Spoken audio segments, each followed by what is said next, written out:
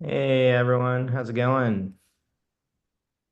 Good morning, afternoon, wherever you are. Morning. Hello, Hello. How's everyone doing? it's all Doing good. well. Final week. All right. So, hey everyone, welcome to week 5 of the GRC-20 Hackathon. Hopefully everyone had a productive week last week. Um, I think this last week has been a little bit slower on our side. So apologies for that. We had several teammates had things that were happening last week. We had Denver. So it wasn't a full kind of week on our side. And so I think we have some catching up to do for this week. We know it's the last week of the hackathon. Um, we're going to make sure that we're available, that we can cycle quickly. I know we still have um, a lot that we need to do to kind of get things over the line. So hopefully you guys are also ready to do a nice little final push. Um, Super excited by all of the great work people are doing. So I've been seeing the updates from folks that have been reaching out to us. We're kind of moving to a phase of the hackathon where, communication is pretty valuable because, we really want to kind of be double checking things and, before we publish over to mainnet. I wanted to give an update on the tools that we're making available to you guys for this week. I can't actually share my screen right now, but the goal for this week, same as last week, is to publish on mainnet. So far, everybody's been doing a really great job on testnet. We've been iterating. Arturis, I believe, has been reaching out to people individually via email with suggestions based on the forms that you've submitted with your example data. So hopefully people have had a chance to respond and make some changes to how they're structuring their knowledge. We did get 2 teams up and running with private spaces last week. So congratulations to those 2 teams. And we need to get everybody else up and running with their private spaces on mainnet this week. So we've been looking at solutions for publishing on mainnet programmatically. We do use Privy right now for our smart accounts solution. And when we use that through the user interface, right, that's kind of connected to their system and it is a smart account. You can kind of manage that with your private keys. But we, as of last week, we weren't sure what the best solution would be for allowing you to both have access through the user interface and also have programmatic access for your scripts. And so I think we have a good solution now, which is basically going to be, we're going to give you the option to just export your wallet from the UI, and it'll be up to you to have proper key management when you do that. So, most users aren't going to need to programmatically, um, sign things with their private keys. And so this is really a more advanced feature for developers. But we think this is the best way to give you access so that you can um, make that available to your scripts and you can sign transactions and publish onto the mainnet. So thanks for your patience last week as we got things kind of sorted there. Um, so right now, what I'd love to do is, Arturis, you've been iterating on the hackathon space, the GRC-20 hackathon space in Geo. Would you like to give an overview of um, what you've been organizing there and some of your latest thoughts from what you've been sending out to folks via email and maybe just do a quick demo of the GRC-20 hackathon space? Yeah, sure. So I'm sharing my screen here. So we're sending out emails to everyone, depending in what stage they are. on that depends sort of what the email is about. But in each of those, and also in the channel, we sent out a link to the GRC-20 hackathon. So here we have some notes that we're taking based on sort of what we saw on the data samples and general conversations that we're having. So it's good for anyone to take a look at, first of all, for the areas of focus. So here we can see sort of the types and properties that we have on Geo that are sort of useful, can be useful for you when you're adding your data, because once you'll be adding your data, it will have to align with the ontology that we have on Geo. So, maybe you have a different terminology or it's named differently as an entity, but if it means the same thing, it should have that type with that ID. For any of these types here, if we click on it, we can check the ID right here. So that's on the ontology. So essentially just go through your area of focus, see if there are types that you would have in your data so you can align it.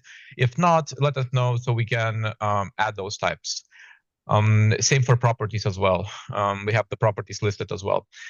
One note is we also have general. So here we added sort of popular types that are across all domains that might be of use, and also properties. Also, there were some questions about other property values other than relation. We can see them here as well.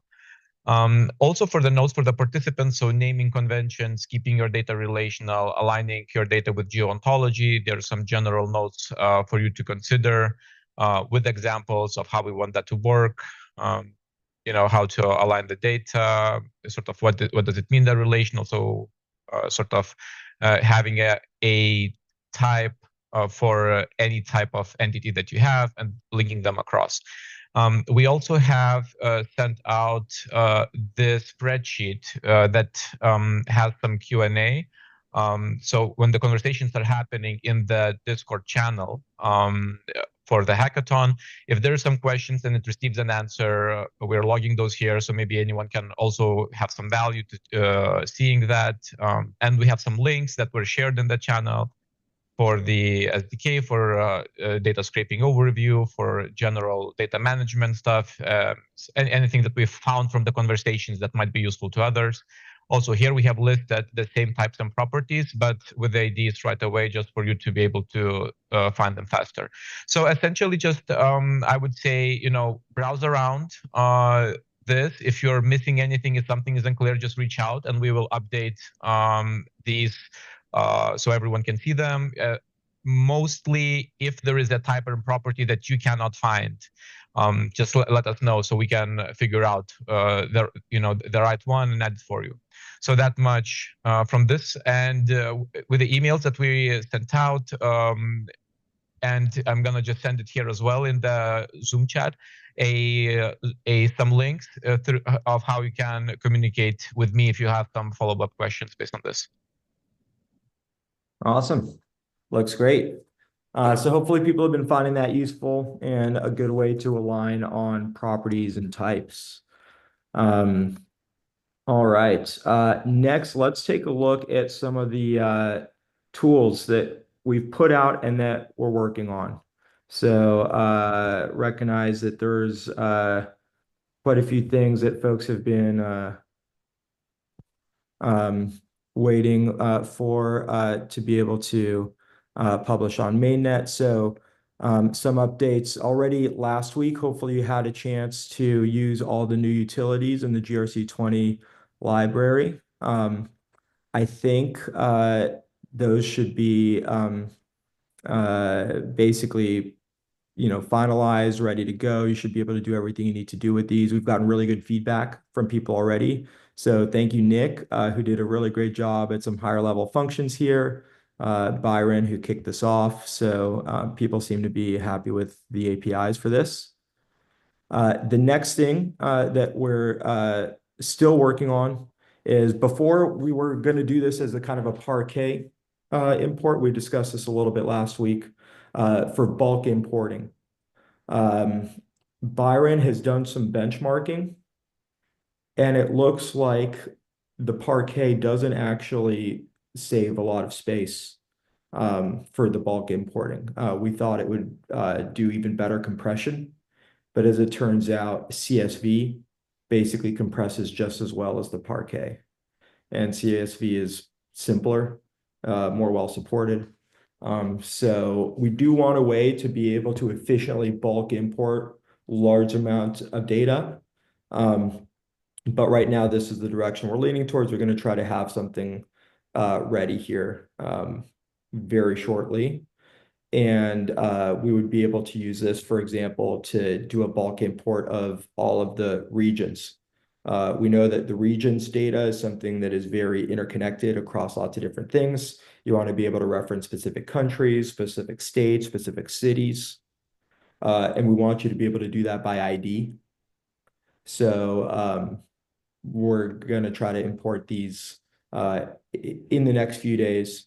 And I think what you guys should do is if you do want to have relations to cities or regions, you can still basically create your existing entities as is without that, and then do another pass afterwards, right? As long as you know, here's all of my entities and here are all of their IDs, you should be able to write a script that goes through and just adds the additional relations after the fact, right? So maybe Thursday, Friday, something like that. You could go through once we have the regions there, and you could publish relations that link to the cities and stuff. That takes us to a pattern that is going to be very common, and I'm curious what types of solutions people are coming up with for this. And for the call today, we want to open up the second half of the call for more of an office hours style thing. I think it'd be great to have some discussions about stuff so that people can learn from each other and be set up for success for the week. But hopefully you've had a chance to use the full text search feature that Byron knocked out. Made some iterations based on some feedback on this. It's available both on the testnet and the mainnet, but you should be able now to search by name, and it's a fuzzy search. So if I write San Fran, it should come up with San Francisco and a bunch of similar options and things like that. And this is really important if you have in your scraping and your data sets, you have like company names, or maybe you have city names, things like that. And you want to look it up by name to try to find what the correct ID is. Now, the big issue is you're going to get a bunch of results back from this API, right? It's a fuzzy search. It's, here's the top 10, whatever ranked results for that search. And it might take some manual intervention to actually check and be, oh, I typed San Fran. Yes, that matches this San Francisco entity. So I think I've talked to some people that are building tooling around this. We'll see at the end if anyone's got anything that they're doing here that they could either share or what they're planning to do. But it's an important part of creating the relations when there's existing entities that you want to link to that you didn't create yourself. So let's have a little discussion about this. And then there's two other things that I know people are waiting on. I'm going to have Nick provide an update on these, but we want to make sure that we have an image API so that you can upload your images. And we mentioned the wallet export functionality. So I think people have chatted with Nick on the Discord, who published the higher level GRC-20 functions. Nick is an engineer who's been leading an effort on our side to create a framework for people to build custom apps on top of the knowledge graph. And great engineer, happy to introduce him to the group here. And Nick, would you want to give just a quick update on some of the stuff that you're working on for the hackers here? So first of all, about Ditch API. What you can see here, it got merged today. Was one of the last pull requests, or the last pull request. And what you can see here is that now from Graph, we also export not only create type, create entity, and so forth, but also create image. And what you can do is you can provide a URL directly. So if you find an image, just paste the URL and it will create the actual image ID. Or as an alternative, if you want to read from your local file system or have any other way to create or get the image, you can also pass in just the raw blob. And we also made an example here, so it's pretty straightforward how to read from the file system and get the blob and convert it. If it's a PNG, then you also have to pass in the type. If it's JPEG, you just type image/JPEG. Yeah, and this is the image API. And what is it? It's async. It's an async function. The important part is that what does it do? It basically takes the image, it reads out the width and height, and that creates all the necessary triples, including width and height to actually, it reads out the image, uploads it to IPFS, and then does all the triple sort. And then basically you get all the necessary operations, and the image is already uploaded to IPFS. You have the image ID, and then you can pass it, for example, when you create an entity directly as a cover. So if you have a restaurant, you're creating an entity for a restaurant, and you can simply pass in this image ID as cover. You cannot pass in the raw URL like this. This will fail. If you have TypeScript, and like dynamically we will do a check on the cover that it's an actual ID. So that's the image API. One more thing that that I want to mention that we're gonna do with this release is what I just hinted on. We actually do checks on IDs.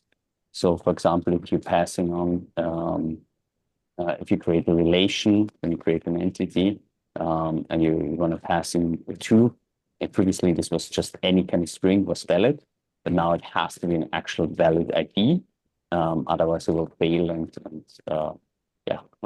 From a TypeScript perspective, we think to you this is not a valid ID. But also we do the validation when you actually invoke the function. So a lot more safety there. And the second thing was the export of the wallet. We basically, I can find it here. Yeah, actually. So next step is we did an experiment today on how to do this. As Yannick mentioned, we have a little test lab here. And basically how it would look like is just a button that you have in your account settings where you can click export wallet. And then you get the pretty interface, and then I can copy the key or the phrase. And we're going to build this into Geo. Most likely you have it by tomorrow, if everything goes well. And then we also going to give you a little example of how to actually use the secret key and how you then use, write a script to publish data on Geo themselves, on the testnet, but also on the real production Geo. Yeah, that's it from my side. But if you have any questions, to help, let me know. Amazing. Great work. It's looking really good. So excited to get people set up with that. So I think that's the last things we need before we can get you guys publishing on mainnet. All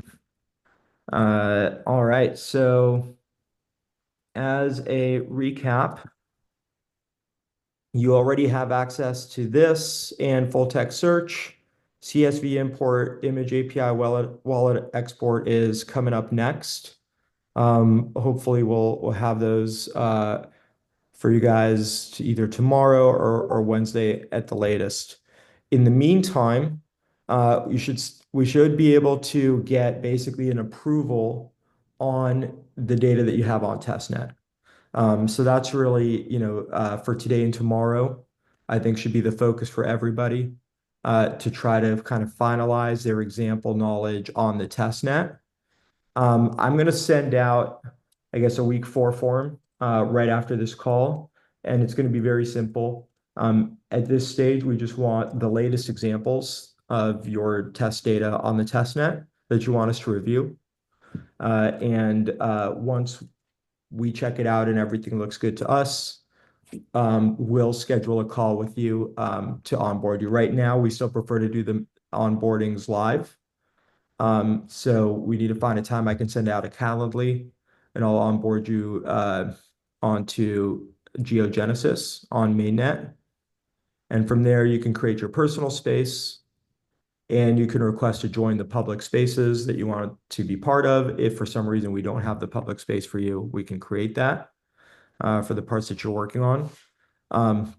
So this is the part the next 2 days that we should really try to get everybody to, so that you have enough time to publish on mainnet. So far, I mentioned last week, we got 2 people set up with their personal spaces. So if I search here, I can see Preston Mantell. Congratulations. First person to get set up on Geo Genesis with a personal space, PhD candidate at University of Cincinnati, worked at these places, has a description. No blog post yet, but good start. And we have Ilya as well. We have 2 people now set up on Geo Genesis with their personal spaces. And hopefully by Tuesday or Wednesday at the latest, we get everybody else set up with their personal spaces, and then you can start publishing. Ideally by tomorrow. All right. With that, I think it'd be great to just open things up for kind of questions, because I'm sure if you have questions, other people do as well. I think it's good to spend time office hour style. Can share any feedback or demo anything or ask any questions. Is the image API ready now? Like if we update the library? It's not published yet. I still need to deploy the new version, Okay, cool. but I'll get that done after this call. Thanks. Cool. So probably in the next few hours. Yeah. Awesome.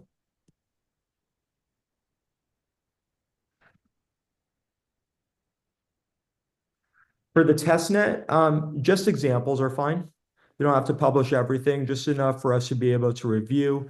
You know, even one entity, or a few if you want, of each type.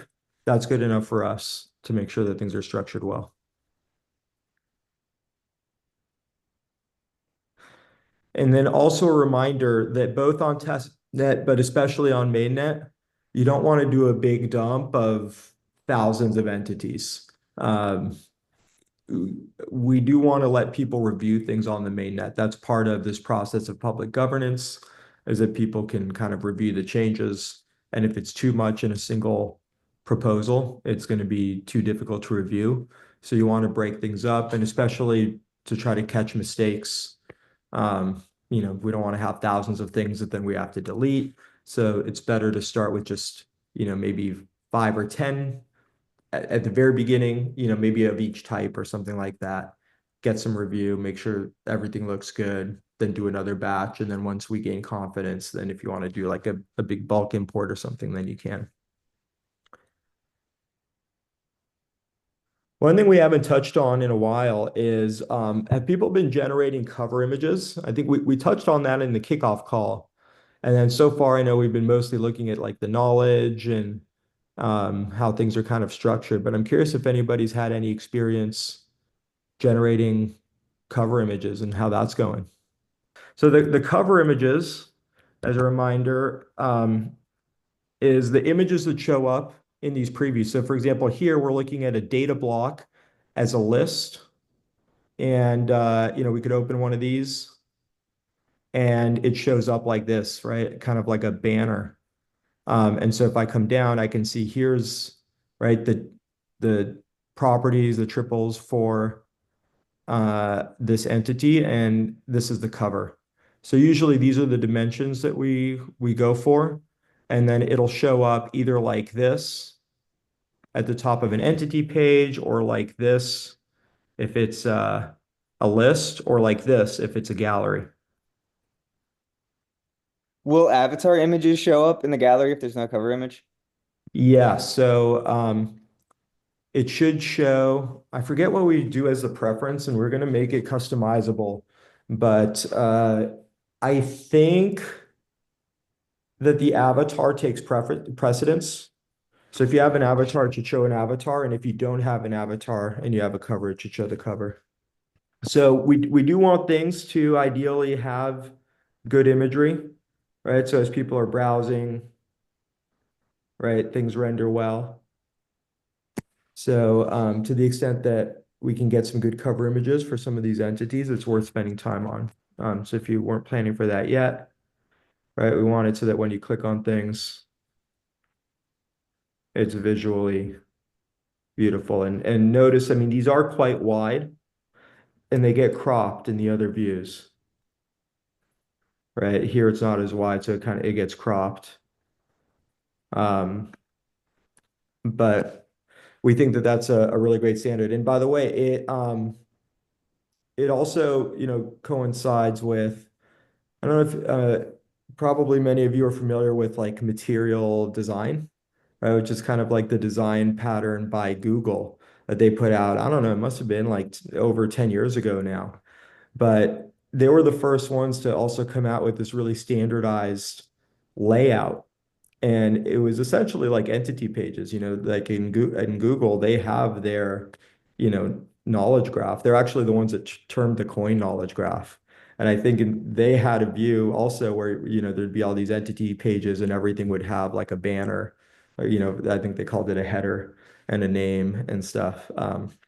But at the time we didn't have the right primitives yet, and people were just building the custom applications. But I think this kind of a thing is there's something kind of almost I don't know if the word inevitable, but just correct about this, that entities have pages, and you have something that's kind of wide form, but that you can still view the content.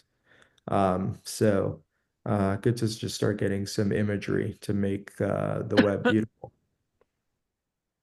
On one of the calls with the participants, we talked about publishing data to the testnet. And so a testnet right now, it seems it's a bit still different than the mainnet exactly, right?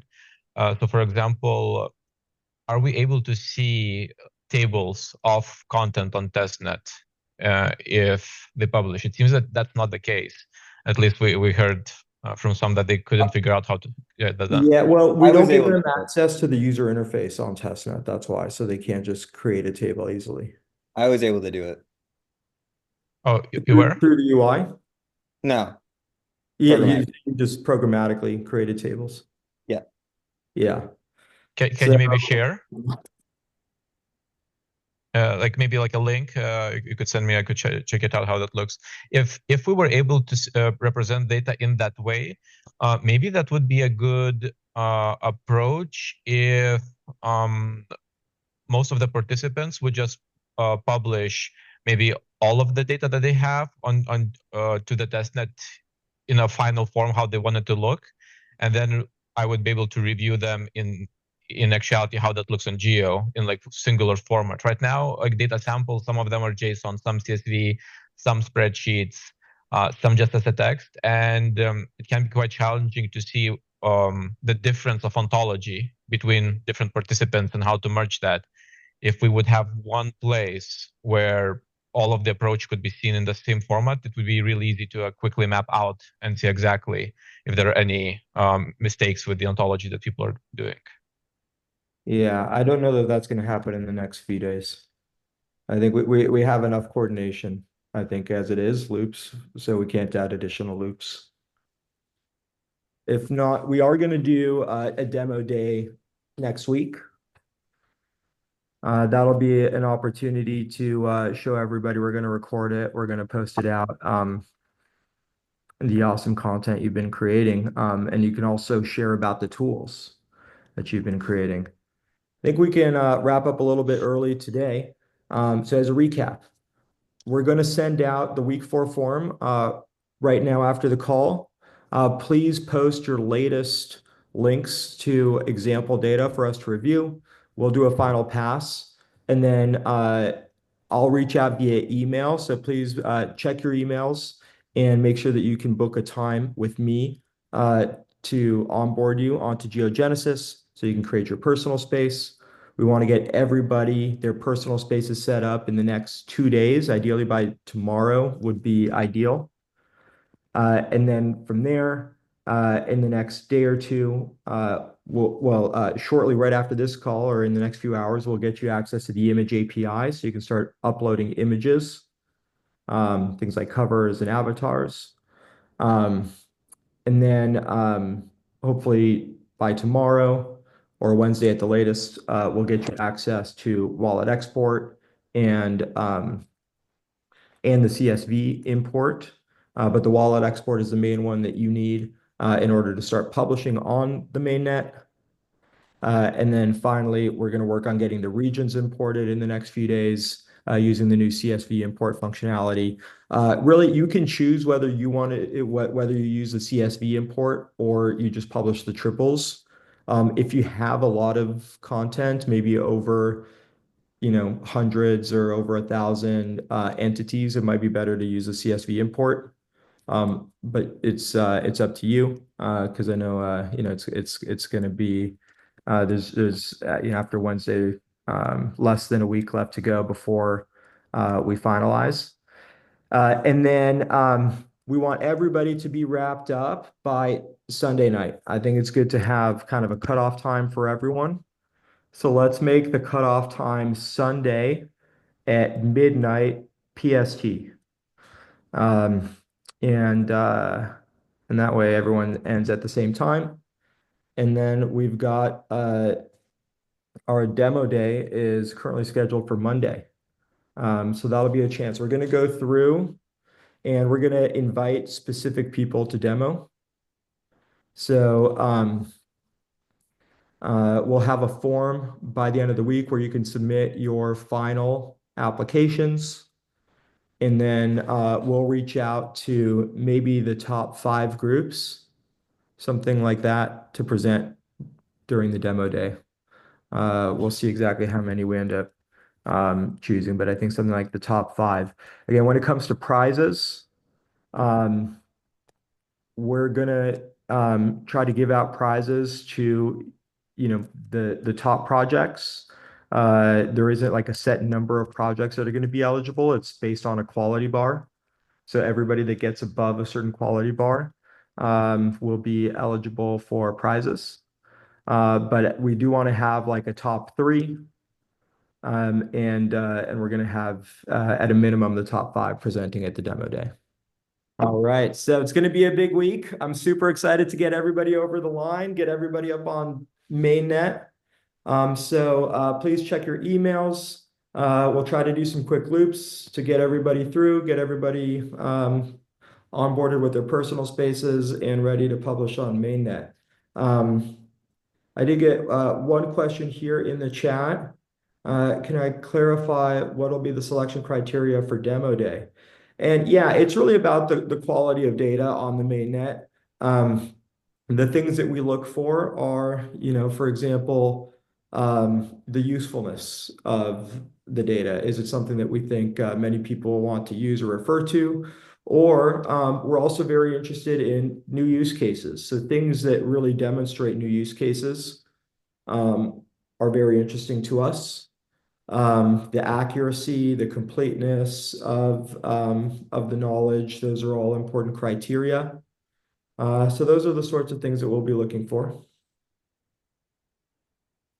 And reminder that quality is more important than quantity, right? And so we want knowledge that looks really good, entity pages that look really great. Having cover images is better than not having cover images unless your specific information is really not visual. But having richer relationships, things like that all make the knowledge higher quality. Using appropriate types, having relations to things that should be relations. Those are all sorts of things we'll be looking at. All right. I think we got through it. So thanks, everybody. Super excited to see where you all get your projects this week. It's going to be an exciting week. We're going to be around. We're here if you have any questions, if you need any help with anything. We'll be in the Discord and available to help if you need anything at all. So have a really great, productive week, and see you guys online. Thanks, everyone. Yeah. Bye-bye. Bye.